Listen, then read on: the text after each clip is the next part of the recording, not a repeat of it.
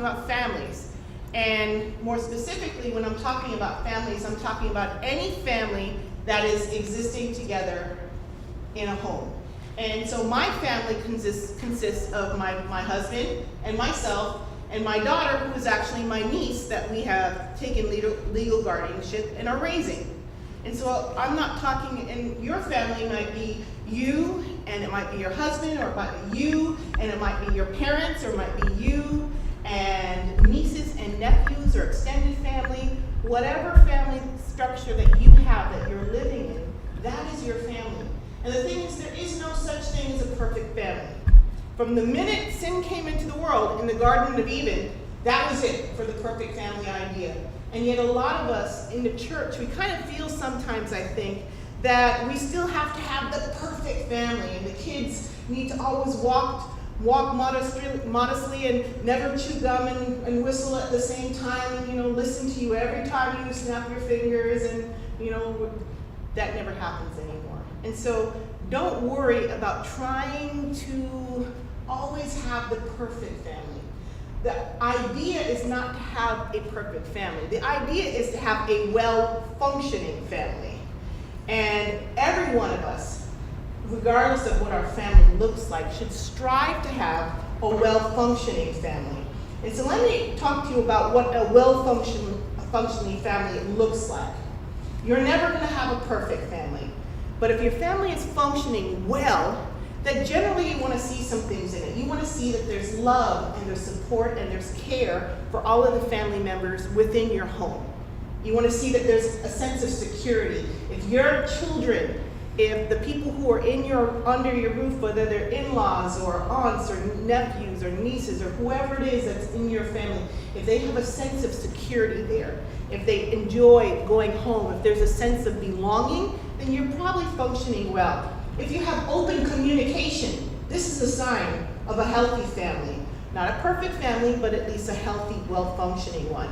And a family that is also well-functioning is one where every person in the family feels valued. This being said, that does not mean that arguments are not going to take place in the home. Believe it or not, you can have a perfectly functioning family that is healthy that argues. Did you catch me? Because sometimes I think we try to avoid all conflict in the home. And in my opinion, that is just as unhealthy as having an environment that is toxic all the time. Why? Because whether you realize it or not, arguments just mean this: change is happening in your family. When you are arguing, it means that there's a difference of opinion. It means that somebody is growing beyond what they were used to. And so families that argue is a sign that things are changing within your household. Now the thing to do is try to rein that in such a way that you can take this change, this difference of opinion, and try to manage it so it doesn't get toxic, so it doesn't get ugly. And I've heard couples, I've heard parents who say, well, we try never to argue, but my children still feel stressed. You want to know why? Because when you don't verbalize what's going on in your family, it is still being shown through tension in the home, through tense atmosphere in the home, and your children will feel it. So the best thing you can do is talk to each other and communicate. You are not, as a family, going to get by without arguing. And if you are, what it means is that you are not really dealing with the issues. It means that there's probably one or two people who are putting and asserting their will in your home, and others don't maybe not feel as if they can relay what they're really going through. Or you're just trying to keep it hidden because you don't want to fight.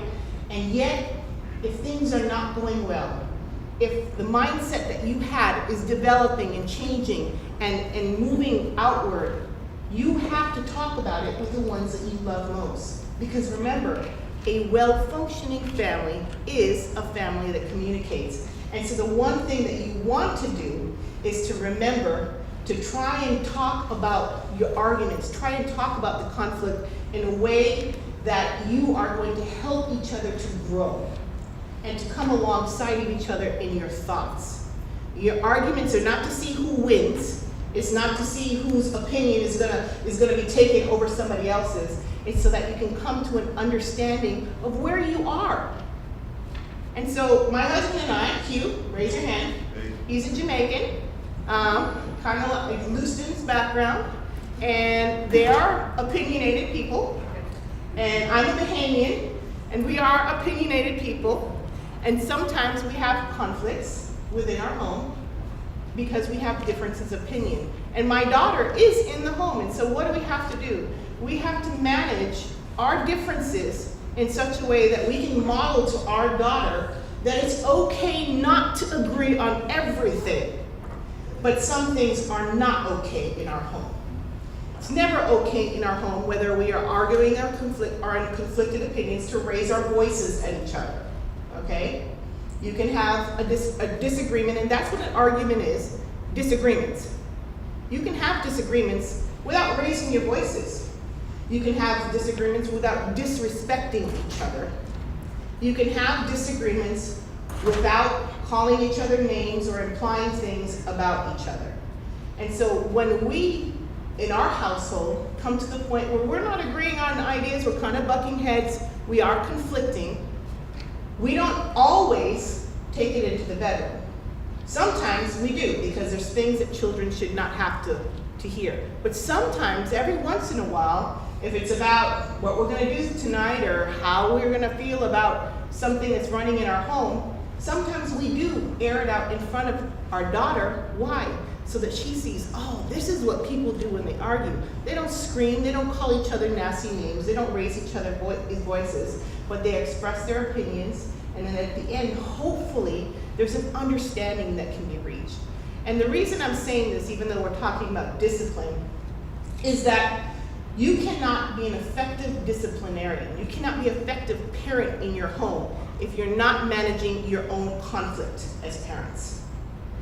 Effective and positive discipline starts with parents who themselves are disciplined, who themselves know how to handle conflict within your own family. Because if you can't handle conflict between you and your spouse or the other members who are in your household, how are you going to relate to your child what discipline looks like? Okay? So that having been said, I want to go to moving along. I had a PowerPoint here, but it didn't quite work out, and so I'm a little trying to get it together. So pardon me for this moment. So I'm not even following my own PowerPoint. Here we are, guidelines for healthy conflict resolution.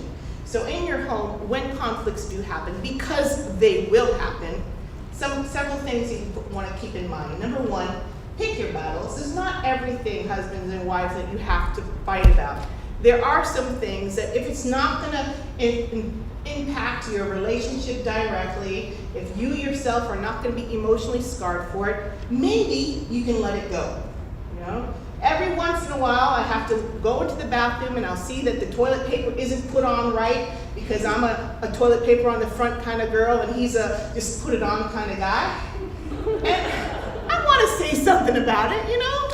I want to be able to go in the bathroom at one point and see that the toothpaste cap is actually put back on, you know?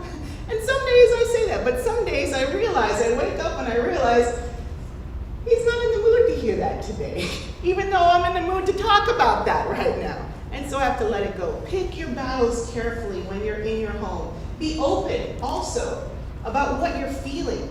And remember to kind of differentiate what you're feeling and what is happening from your spouse, okay? Because your spouse doing a certain thing is not who your spouse is. It's just what they're doing at the time. And then set boundaries for your arguments. There are some places that I like to tell, especially new couples who are new to parenting or new to together, try not to fight in the bedroom. Because that is the place where you want positive energy. You don't want to walk into a place and every time you walk into it, you're reminded of the last place that you were in an argument. And so try to keep things as much as possible out of the bedroom, maybe into a neutral zone. Maybe you can have other boundaries. And these are boundaries that you have to decide as a family. You know, when we have an argument, we're always going to keep it at the living room table. We're not going to argue for more than 15 minutes on any one subject. Maybe we can come to a point where we say, you know what, let's break for now. You think about it and I think about it, and we'll come back at a separate time. Another boundary would be that never fight if you really are angry, so angry that you can't communicate well. Because people have different styles of communication. My husband gets angry and he gets loud. I get angry and I just remove myself emotionally. I'm just like a blank. I tune out, I turn off, and I disappear inside of myself. And so if we're in a head-to-head conflict, we're not going to get anywhere because he's going to be raising his voice, and I'm just going to be like, I'm here, but I'm not hearing you. I don't really care what you're saying. And so one of our boundaries is we're going to wait a little bit. When tempers have kind of gone down and emotions are okay, then we can begin to talk in a healthy manner. And last two things are, one, look at the root causes of what might be causing your conflict. You might be in conflict every day at a certain time when you get home from work because neither of you has had lunch because you're used to skipping it. Maybe all it is you just need food in your stomach. And when you realize it, you know that every time we walk in the door, we have an argument. Oh, why? Because we're hungry. So maybe the one thing you could do for each other is have a snack bowl. You know that commercial where, there's some person who's being a diva and they turn into a famous star and they say you need a Snickers. Sometimes, believe it or not, that's all it is in your own household. You argue because you first thing in the morning and somebody wakes up and chipper and somebody just is not a morning person. That might be when you have your argument because you're just not on the same page. So look for root causes of recurrent conflicts. And lastly, understand that alliances happen every time that you have a conflict in your home. Every time you fight, the people in your household, whether you realize it or not, are going to take sides. In my household, it's usually the girls against the boy. And so anytime something happened, my daughter will come up to me and she'll pat me on the shoulder and she'll give him a look. And I'll have to say to her, because I don't want her to think it's girls against boys, even if it may be, I have to say, it's okay, Bubs, we're just not on the same page right now. You can go give Daddy a pat too, and then she will. But remember that whether we realize it or not, we will have alliances, and so watch how you have conflict in your home because it is kind of a side. Sometimes you don't even want it to be, you're not thinking about it, but that's what happens. So having said that, the best thing that you can do in your home is to practice saying sorry. It's so easy. You realize that sorry doesn't diminish you at all by saying it, but it gives so much growth to your relationships. It gives so much more to your relationships. Sometimes you don't even have to say anything else. If he's had a bad day and we had a phone call in the car and I'm just like, oh boy, when I see him, and I get home and he just looks at me and says, I'm sorry. That's it, I'm done. It's okay. And it's over, just like that, with 2 words, I'm sorry. So practice saying you're sorry. And sorry is not just about saying the words. Sorry means say it and then own it. Don't make excuses for it. Just say you're sorry. Because sometimes the worst thing you can do is say you're sorry and then make excuses about why you had to do what you had to do. That just blows it right there, You might as well not have just said it. Say you're sorry, own it, don't make excuses, and then make an effort to repair whatever might be broken. Restore, do something to restore it, and then try and in your heart yearn for change. Okay, so that being said, what do we do about discipline? Now we get to the crux of the matter. Discipline in the home. First of all, what is discipline? Anyone? What is discipline for you? Training for proper behavior. Training for proper behavior. Sounds pretty textbook to me. All right, anyone else? Discipline. Yeah. It's a decision. Yeah, something that you commit to. All right, anyone else? I'm not looking for a right or wrong answer. I'm looking for feedback, because this only really works when it's not just me talking. So, anyone else in what discipline is for you? Well, lots of beatings. A lot. All right. All right, I said there was no right or wrong answer, so I'm going to take that, okay? That's the house I grew up in. I believe you. No, I believe you. All right. That is my husband, by the way, yes. Discipline actually is all of those things, because discipline is what it is for you. But did you know that discipline comes from the Latin word to teach? Discipline is basically teaching. It's what you said. It is training your child in such a way that they are learning what is acceptable behavior from what is not acceptable behavior.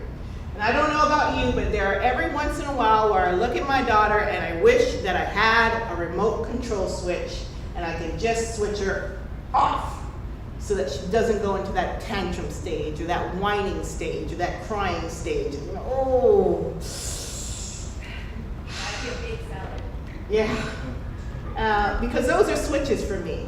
You know, I was reading a parenting magazine and it was saying, there was a little excerpt in there, was a little cartoon about a little boy who had a pesky sister and she was bothering him, and he looked at her and he said, "I wish you were one of my toys that had batteries so I could just take them out." You know? And I think we probably all feel like that about our kids at some point, especially when coming around 8 o'clock at night when things start to wind down. But the fact of the matter is, you know, we don't have remote control switches and there are no batteries, and sometimes I don't even care about that. I just wish there was a pause button. Just that button I can just push when things are getting out of hand, and I can take 2 deep breaths and be like, before I blow my top.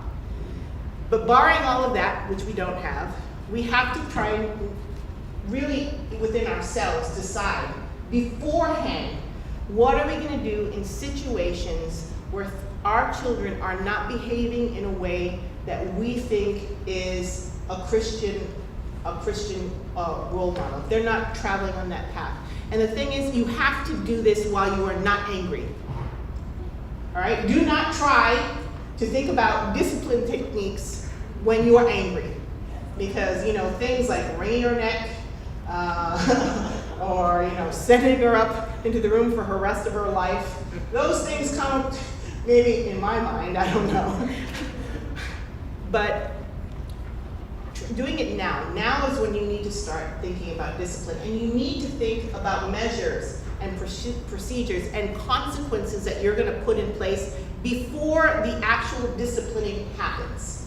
And there are many different studies on this to say that positive discipline always happens more effectively if it has thought in it beforehand. If you've already talked with your children about what the rules are, if you've already clearly stated and maybe it actually helped have their input in what some of the consequences will be. If they know that there's going to be, you know, there's going to be consequences, and that you're always doing it at the same time, that there's a predictability and they know there's going to be follow through. If all these things are in place, positive discipline can happen much more effectively. And there are different types of tools that we use for discipline. Now, discipline, remember, is teaching a child what is acceptable behavior from what is not. And in order to teach children what is acceptable from what is not, there's 2 different things that you can use. You can use reward or positive consequences, and you can use negative consequences, okay? So there's positive consequences and there's negative consequences. Anyone here, what are some of the positive consequences you use? This means that if you have rules, your child has adhered to the rules, or they maybe haven't and you told them and now they are, what are some of the positive consequences for obeying rules that you have in your own household? Verbal praise. Verbal praise, yes. And verbal praise is part of what we call social rewards. Social rewards are huge. All right? Anyone else? Verbal praise. What else do you do in your home? Well, my husband is a hugger. So anytime Caitlin does anything right, he's just, oh, I love you. And he just hugs her. That's her. I'm not quite as effusive, so I'll give her a lot more verbal praise, and I'll say, that is so amazing, I'm so proud of you. So, anything else? Because there's a lot of different types of rewards, positive rewards that you can give to kind of just make sure that kids are getting it. Because we tend to think as parents that when you have the rules, you either obey the rules and you get the negative consequences, or you obey the rules.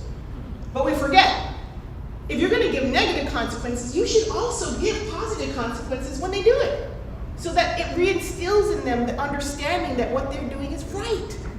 And so you can give them social rewards, and social rewards and things like praise. Hey, that was so awesome. And you can even be specific with your praise. I was so happy that you waited patiently while I was on the phone.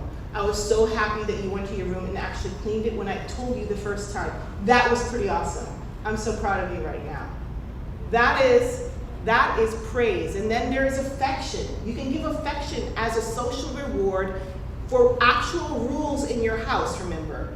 And that the affection can be hugging them, it could be high-fiving them, it could be kissing them, it could be patting them on the back. Then there's also attention. Sometimes what my daughter enjoys most as a social reward, it is not praise, and believe it or not, it's not affection, it's attention.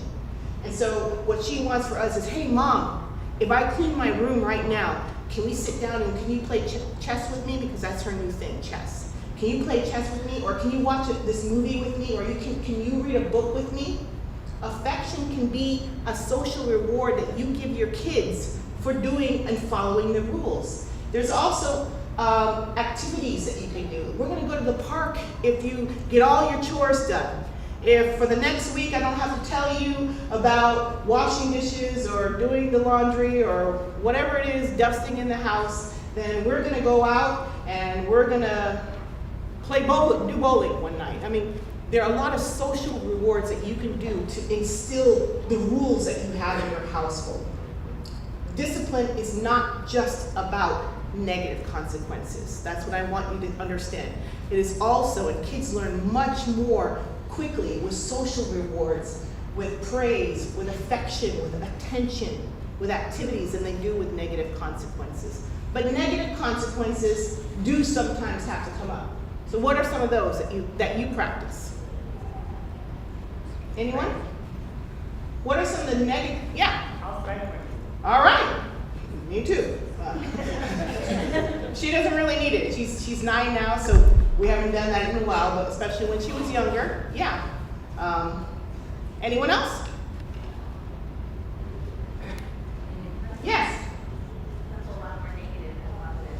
What is that? I said I got a whole lot more negative than positive. That's all right. Most of us probably do, so it's okay. I mean, there's time out. Yeah. There's taking times away from activities. That's right. You don't get to go on special outings. You may not get that special spot in the car, Mhm. special spot in the bed, whatever. I got a few. That's right. I got a much longer list of rewards. Those are actually really good and useful negative consequences. Spanking is one that it's not something that a lot of parents like to do anymore. In our culture in the Caribbean, it was pretty prevalent, and we did practice it when she was younger, and we kind of weaned off of it as she got older because of her own personality. We didn't need to, but that's one of them to consider within reason. But there are a lot of other negative consequences that you can use, and timeout is one of them. Taking away things that they enjoy, taking away privilege is one of them. You can also think about logical consequences. Say you're at a dinner table and your child is one of those picky eaters like mine is, and they need to understand that at the table, you're gonna eat what is served. And if you don't eat what is served, the logical consequence is you're just gonna be hungry until the next meal. You don't get to say, I'm not hungry, and then 15 minutes later ask for a snack. We've learned that the hard way. And so our rules are pretty firm. If it's not eaten at the table, it means you weren't hungry. If you weren't hungry, you have to choose not to be hungry for the next 2 hours or so until the next meal. So you be careful saying how you don't like it just because carrots are not your thing, or the rice may have peas in it and you don't like it. Those are logical consequences, okay? Natural consequences to things. If we tell you to put down your book in time for, put down your iPad, turn off the TV and do what you need, and you don't listen, then logically, what I'm gonna do is say, you don't get to read. Well, that's never been a problem in my house, okay? Let's just be honest. All right? But maybe for some parents that is. I would love to be able to say, yeah, no, she's not a big reader. But iPad, computer, whatever it is, toys, you don't get that for a certain period of time. So you can explain to your children, the important thing about rules and discipline is this. Number one, start with regulating your own emotions when you talk about disciplining. When you are giving the consequences, you may be angry, but you don't have to be angry. Do you know what I'm saying? Children need to understand that the reason there are consequences is so that they can learn and so that they can grow. But sometimes we as parents, we want to give consequences because we want to punish them. But punishment is not discipline. They're not synonymous. Discipline is to teach a child. Punishment is something else. Punishment is so that you can feel, whew, I feel better about myself because I did what needed to be done. Punishment is about you and what makes you feel better. Discipline is about the child and what makes them grow. So remember, when you're giving your discipline, whatever it is, whether it's positive, especially negative, make sure that you're in control of your own emotions.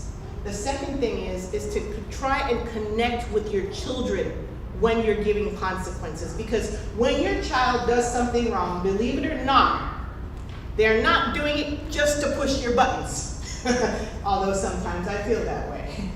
They're actually doing it because they feel disconnected in some way anyway. They're misbehaving because they're feeling they're not heard, or they feel disconnected from you in some way. And so when you're giving your consequences, if at all possible, try to connect with your child in some way. Meaning, stoop down to their level, look them in the eye, let them know that they are valuable, that they're people, that you see them. Or just touch them, not in anger, not one of those touches, because we know we've all done that maybe once or twice, but on the shoulder. Give them a hug, have them sit next to you so your bodies are touching. Connect with them in some way to let them know that you are hearing them and you see them, and yet you still have to be firm with them. And so one, regulate your own emotions, and then connect with them in some way. And it's always really helpful in the home, when you're disciplining your children, to have rules that are set out clearly, as I said beforehand. If you have house rules, everybody in the house should know what the house rules are. A house rule should not be, you did some nameless thing that we've never talked about, but that irritated me at this moment, so I'm gonna try and discipline you. That's not really discipline, that's just you venting. I just want you to understand that. If a child does not know that it's against the rules for that child, it's probably not against the rules. Okay? So talk and be clear about what you expect in your home with your children. And this is an ongoing thing, because it's gonna change with your children. Some things that you may have allowed when they were 2 and 3 because it was cute, all of a sudden they get to 8 or 9 and it's not cute anymore, and suddenly you're raising your voice and the child is like, I don't understand. And so when the rules change for you, make sure that you talk with your children about it. Little ones, you know? Hey, it was okay when you're tugging on my hand and I'm talking to somebody else, and when you were 2 or 3, I would listen to you because you're my baby, but now you're old enough to understand that you need to wait until a conversation is finished. Make it clear. Because that teaches them that they also have to have self-control, that they need to be patient, that they need to be aware that there's people outside of themselves. So often children are only aware of themselves. That's it. Themselves, their surroundings, and their needs. And so if you're clear about what you want in your household, it's going to be much easier. And then Be consistent, both in making sure that when you give a rule, this is what's gonna happen, okay? They need to know that there's gonna be some predictability in their home. If you say you're gonna do it, do it. Otherwise, don't say it. Our daughter, she's got a memory like an elephant about the things that she wants. And so if we say that we're gonna do something positive, we had better do it. So I stress this, and everybody who knows me says that. I never promise her anything if I don't know if I can fulfill it. Okay? Mommy, can we go to the movies later on? We'll see. My standard answer. We'll talk about it later. Well, why want to know? Well, I don't know. So I'm not going to say yes and then change my mind and have her feel bad. And the same goes with discipline. If you say you're going to do something, if they're supposed to get a timeout, if you're supposed to take away that TV for a certain amount of time, do it. Because if you don't, then the child thinks, oh, it doesn't matter, because they're not going to do it anyway. All I need to do is shed some tears or raise my voice, and it's all over. Mommy, I'm hungry. You could have eaten at the table. 2 hours is not going to kill you. Believe it or not, oh, but the child is hungry, you need to feed it. No, we are not living in one of those countries where kids, right now, in most of our families, 2 hours will not kill them, even if they don't eat all their dinner. Believe it or not, even though the tears are there. Be consistent in your discipline. Be consistent with your rules. Be consistent with your follow through. And moving right along. All right, let me give you some tips for using discipline. We talked about social rewards. There's a couple things that we don't usually think about as parents that we can use as discipline techniques. The first one is distraction, especially for younger children. I know it seems like a cop-out, but it's for real, okay? If your child is about to go into some little tantrum that you know about and you can see it coming, distract them. So if you know that you have a long wait, especially in a restaurant, right? And after 5 minutes, if that food is not there, your child is going to start getting antsy. Why not just bring some crayons or a puzzle or say, hey, I spy. Anytime I see that Caitlin is about to get restless, and because we're on a lot of church events, as pastors in the family, and Kate gets a little, antsy on the way, we have to do things to distract her too. Oh, let's see. Oh, we're going to play I Spy. We're going to see the first one who can spot whatever. Because I know a meltdown is coming. Because Mommy, I'm tired, and Mommy, I'm bored, and Mommy, I'm going to home, and why do we have to be here? And I don't want to hear it. Distraction. Use it as part of your arsenal. The second one is for a lot of parents, especially with younger children, and it does take a little discipline on your part, believe it or not. Ignore certain behaviors. I am not saying ignore your child, especially if they're small, and put them in, just leave them to their own devices. And that's not what I'm talking about. I'm saying ignoring behaviors, not ignoring your child. This is especially true when they're whiny or argumentative or using, loud words or trying to raise their voice to get your attention. Believe it or not, when you respond to them, it says that that's okay. When a child whines to get what they want and you give in, that becomes part of their arsenal.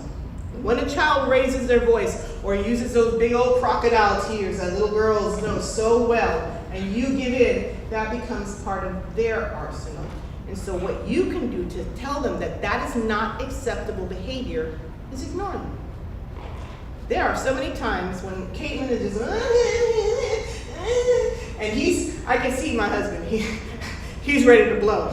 And I said, sweetie, let her be. Ignore her. He's just like, I'm like, no, don't feed it. Don't feed it. I know you want to, just don't feed it. Ignore her.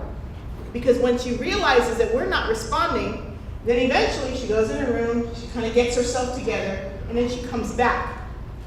Different child. Mom, can I?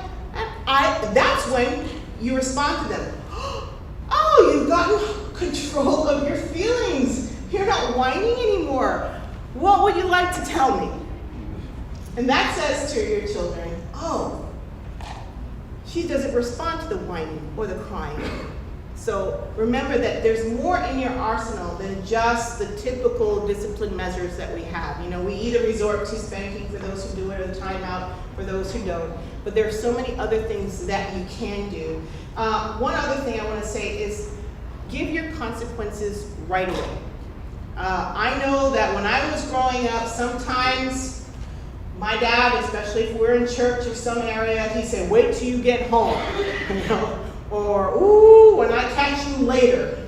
The thing is, kids have short attention spans, so by the time you get home or later does come, all they're thinking is that you're doing that because you are mean and you are a heartless parent, not because it's a consequence anymore. Then it really is for them just a punishment, because that's forgotten. They've done hours of good behavior between when they had that little infraction and now, because you know they're always on their best behavior from then on in. And what that says to them is none of that good behavior counted.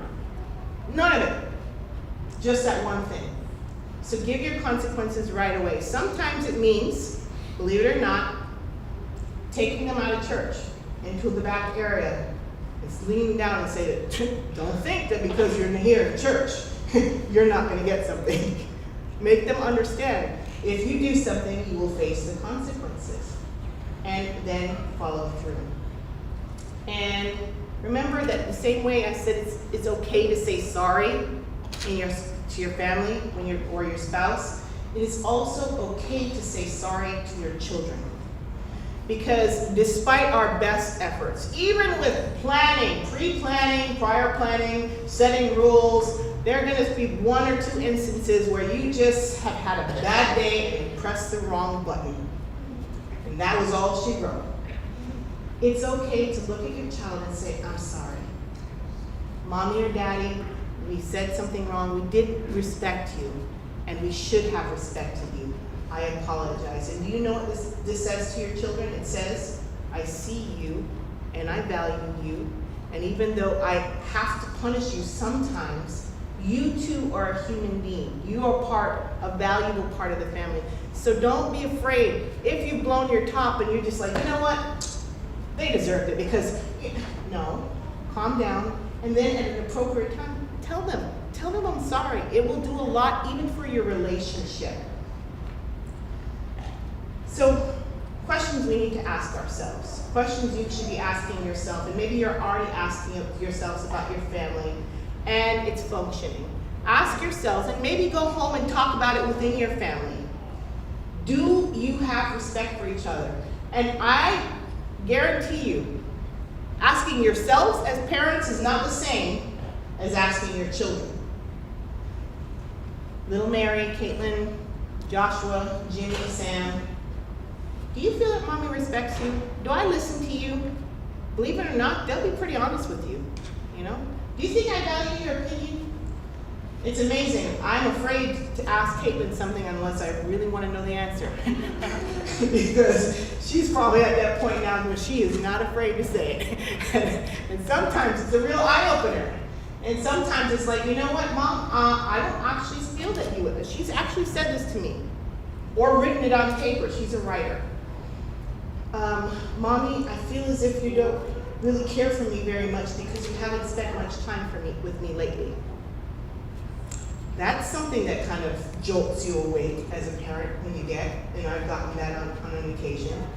And so ask your family, sit down, have a family conference, maybe over a meal, maybe in a neutral place, and just ask questions, probing questions that can get answers. How can I value you more? You might say to your child, or ask the question, do I value or do I respect you? And they'll say maybe the automatic yes. But if you have a follow-up question like, how can I value you more? Or how can I show that I respect you more? You'd be amazed that some of the answers will tell you that they really didn't feel valued or respected. Because there are a lot of them coming, you know? And then listen to them too. Does your family have rules? Maybe talk as a family. Do you feel as if all the rules in the house are clearly stated? And if they don't feel that they're clearly stated, maybe that's a point where you have to say, okay, you know what? Silly thing, it's old school, but let's write them down. Let's pin them on the fridge or wherever it is that you walk in the door. These are our rules. So in case you didn't remember, I can direct you to the fridge. You know that Mickey Mouse magnet? Look under there and let's see if we've talked about it. Oh, there it is. So make sure that there's clarity within your house into your rooms, and whether there's flexibility, remember things change, okay? And so as the rules change, communicate that with your children. And then never forget that a fun home, a home where there is a humor, is a home where there's gonna be joy. So I laugh at myself all the time. Hugh laughs at himself all the time. We laugh at Kate too, all the time. But we try to use humor and joy in our home, and we try to keep God in our home. Last but not least, when working with positive discipline, always make sure that your child, in every aspect of discipline, from the setting of the rules to making sure that they're predictable and they know what's going to happen, to the follow through, in every aspect, ensure that your child hears a message of love. Because if what you do and how you implement these rules and consequences does not give a message of love, your child isn't going to feel love. But positive discipline can happen in the home. And I know that there are a lot of different issues that you might have with discipline, and things that don't seem to work and things that seem to work well. So I want to open up a time now where if you have any questions or any comments, if there's anything that you'd like to know, now is your time. I don't claim to have all the answers, and if I don't, I'm going to throw it out to somebody in the congregation who might. But it's a time to ask, because we're here together, so we might as well get feedback from others. Let's not let it go to waste. So if there's anyone who has a question, a concern, a comment. Big group of people. Yes? How did you manage your kids as they were young and like interrupting church, like when Anna's running on the phone? Yeah. And what was your technique like for calming yourself down when it seems like things needed to be happening quickly? It's not like you don't always have the time to retreat, you go pray. It's like It's sometimes true. you need to feel the things right in the spot. It's like I don't have to go there and think about it or and pray about it and calm down. Like some things need to happen quick. Right.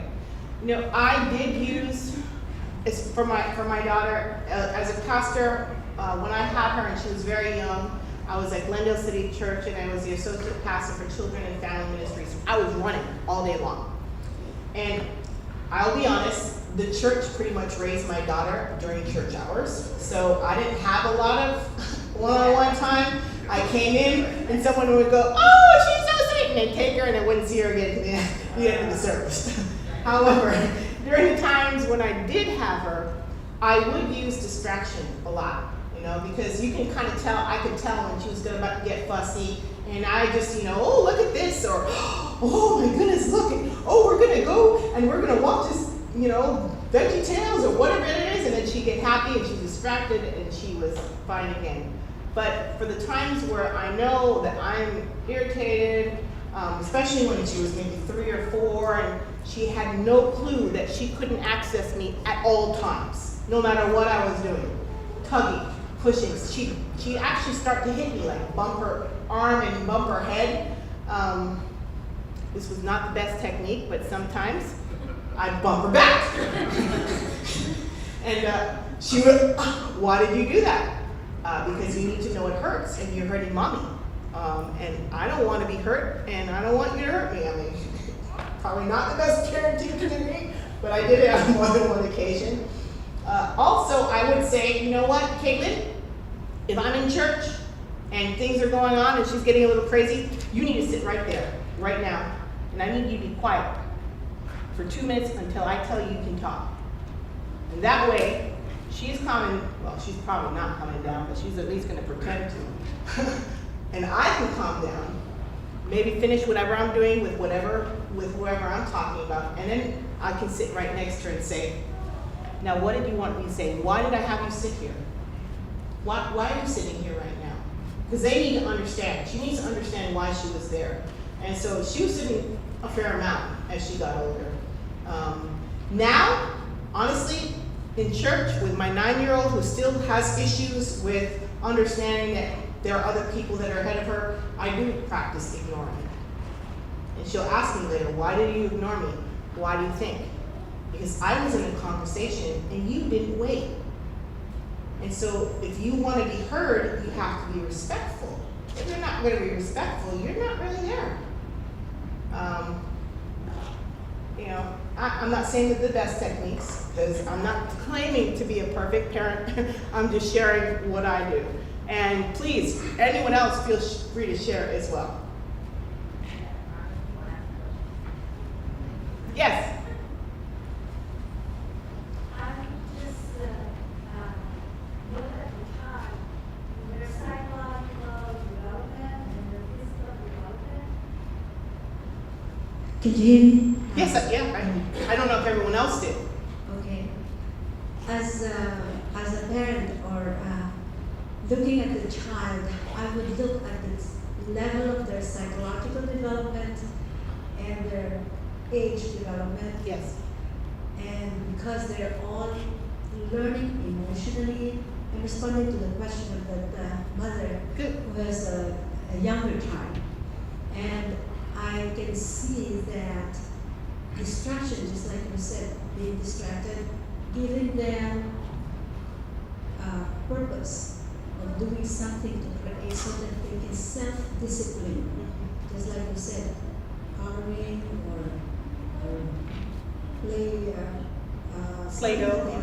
they can use, rather than just sit down there and I'll come back to you, because they're just like you said, the frontal lobe is not just developed as far as learning that order from the parent. So give them something to do. Yes. Learning to just kind of calm down with singing, or in a place like church, for example, if they're there are places where you can read, that's why they have a prayer role, and when they are about 3 or 5, they want to participate in what role they have, and maybe, just like what you said, come listen to me and see what, if you're just like the mommy, role play. That's the part of the psychological development at the age level. In a different age level, you have different techniques. But looking at you as a child, or not as a parent, but as a child, what you want to do, that would help so that they can self-discipline without always being, giving them structure is fine, but letting them know how to work on themselves. Right. Yeah, I think you mentioned something that also we kind of had to learn as parents the hard way too. And that is to be aware that whatever consequences that you're giving, whether they are rewards or especially negative consequences, make sure that they are age appropriate. I remember the first time we did time out with Caitlin, and she was just like, you're gonna stand in the corner for like 15 minutes. We were so unrealistic. There's no way a 2-year-old is staying anywhere quietly for 15 minutes. 2 minutes is, appropriate for a small child. Believe it or not, it doesn't seem like anything to you, but 2 minutes is eternity for a small child. Anything more than that is no longer discipline for them because they're not learning anything from it. It's like punishment. So make sure that it is age appropriate, that, if you're gonna take away time, if you're gonna do a timeout, that it's something that is teaching them and not something that's gonna be like a huge burden on them, because, trying to stand, For children is a minute per age. Yeah. Thank you. If they're one. I didn't know that. All right. Yeah, but we didn't know anything about parenting skills. We became parents like within a day or so. They don't care. All right. Anyone else? Yes. So I feel like half of my time as a parent is refereeing. Like I have 3 daughters, they're close in age, so it's a lot of bickering and opinions, and I mean, there's times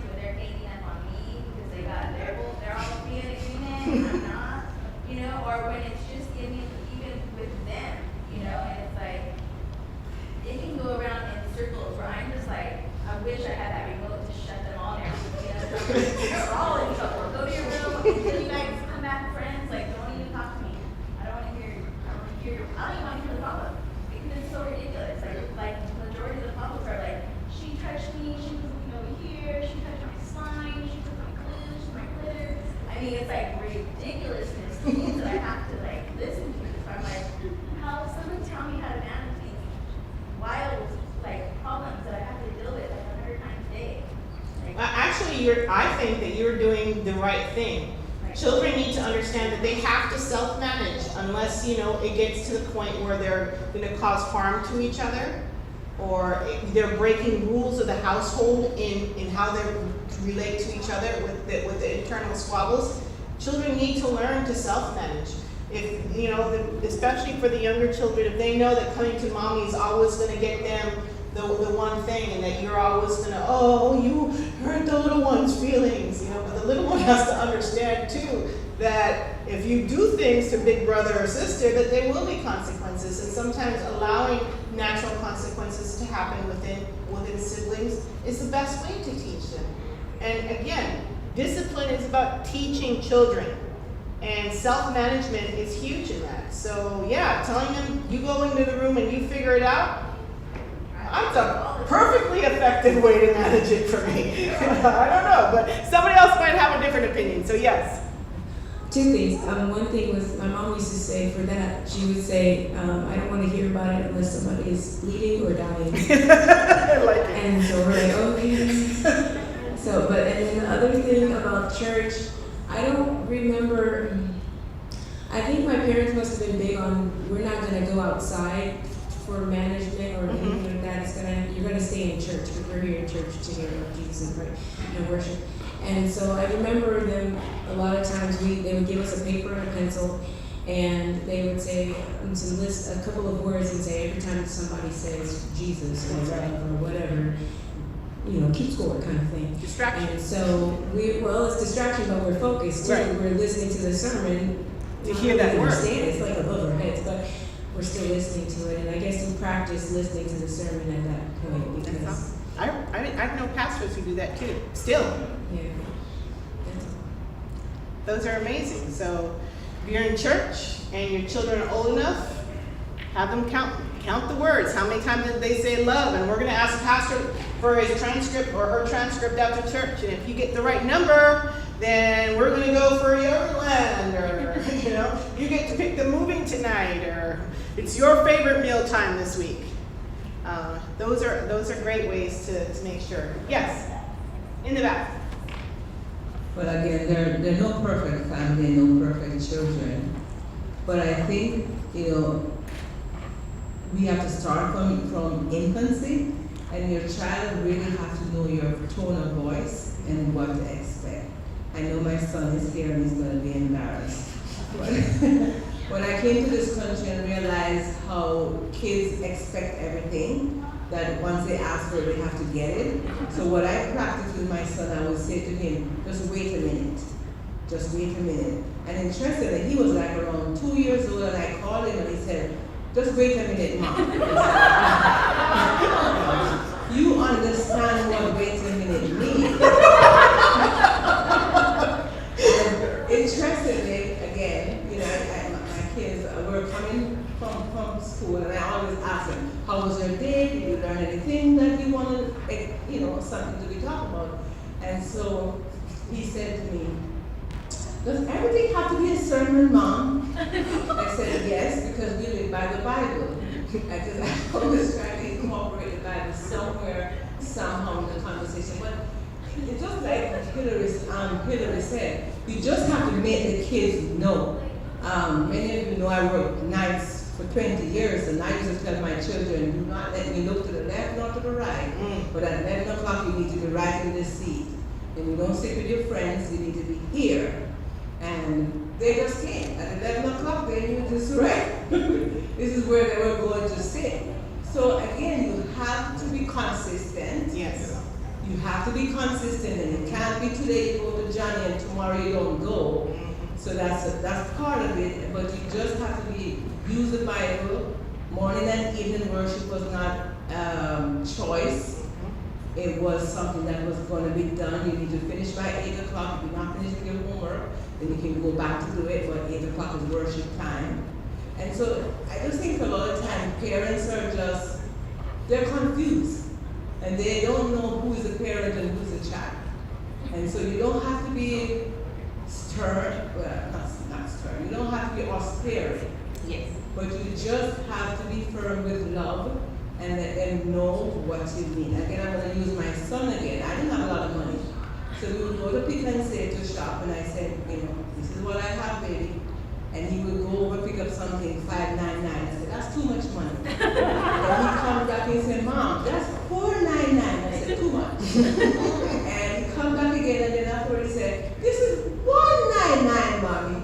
So he knows that $1.99 is what I could afford to buy a toy. But he learned that at like 3 years old. He knew what he could get and what he couldn't get. So again, I say to parents, be consistent. Yes.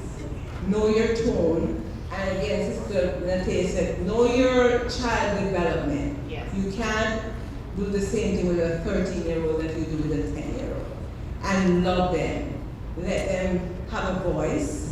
I used to have family meetings, and I know I'm taking up a lot of time, but I used to have family meetings with them at age 4. And they were able to tell us what they liked about dad and what they didn't like about mom and dad and each other.